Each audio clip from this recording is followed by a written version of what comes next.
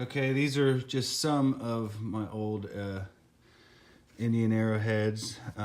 These actually have, on some, you'll notice on some of them is they have been fired, and you can usually tell really easily when one has been fired because you will usually see a very jagged impact from the ground. Let me show you some more that I have here. Here are some other older ones that I have here too. These are on the system. But as you can see here, like this one, you'll see the edge has been damaged from where it was actually fired right there. And they'll hit the ground, and you'll see some damages on the corners sometimes too. Here's another one. You can see that the tip has been damaged from firing. Literally, a lot of the ones that I have along the bottom here are ones that you can tell have impacted something very hard at the tip, damaging it. So you can see it also broke off, you know, a little on the edges there. So this one too, I showed you that one. Here's another one. They all show, you can see that flat spot right there where it whacked right into like a hard rock or something like that. Yeah, it's as they started to, over the, you know, hundreds and hundreds and hundreds of years, and, you know, thousands of years of making these, they became more, you know, precise. They get a lot smaller, and they get more, you know, even and balanced. And so a lot of these is just, you know, some old scrap of, you know, where they, you know, get some of the pieces from.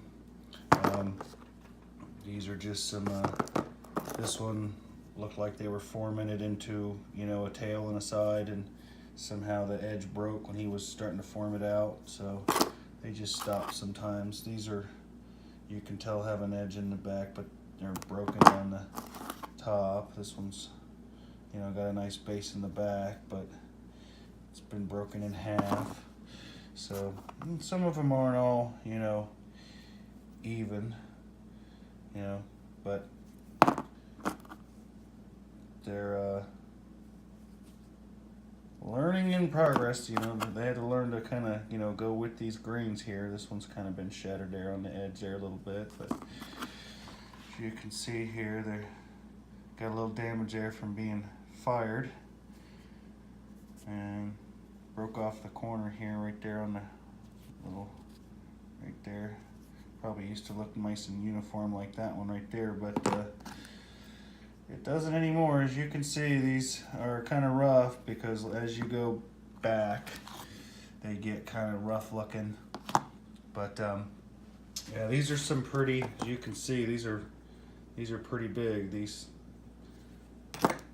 But these are some of the best quality ones that I have here. These are, I mean, that's huge. And so they got a lot of different shapes. You know, I've got some damage here on the very end. That's literally almost a complete one here.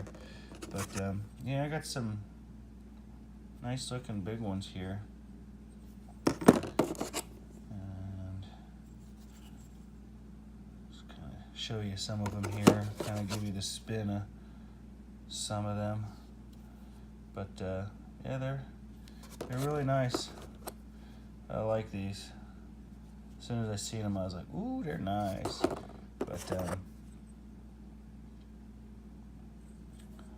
I know that these, I think, come from Georgia or maybe possibly area.